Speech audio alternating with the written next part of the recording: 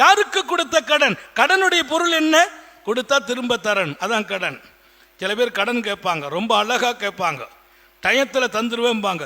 Time வரும்போது ஆளையே காணா போயிடும். அது அழகிய கடன் அல்ல. தருவேன் என்று கால தாமதப்படுத்துவதும் அழகிய கடன் அல்ல. அல்லாஹ் சொன்ன வார்த்தை அழகிய கடன். கடனை மட்டும் யார்ட்டையும் வாங்காதீர்கள். கடன் வாங்கி வியாபாரம் செய்ய நினைக்காதீர்கள். கடன் வாங்கி வாழ்க்கையை நடத்த நினைக்காதீர்கள். அது இழிவான வாழ்க்கை என்று எழுதுகிறார்கள். அந்த வாழ்க்கை இழிவு. கடன் ஆபத்தானது.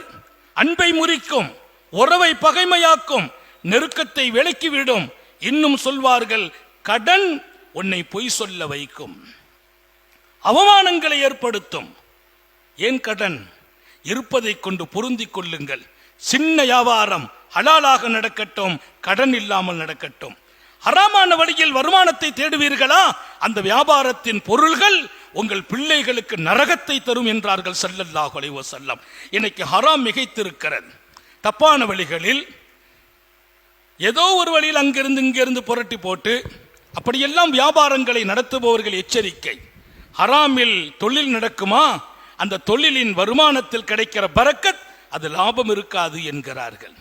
அதை சாப்பிடுகிற பிள்ளைகளின் உடல்களில் அது சரியான வாழ்க்கையை தராது என்கிறார்கள். அதனாலே கடன் ஆபத்தானது.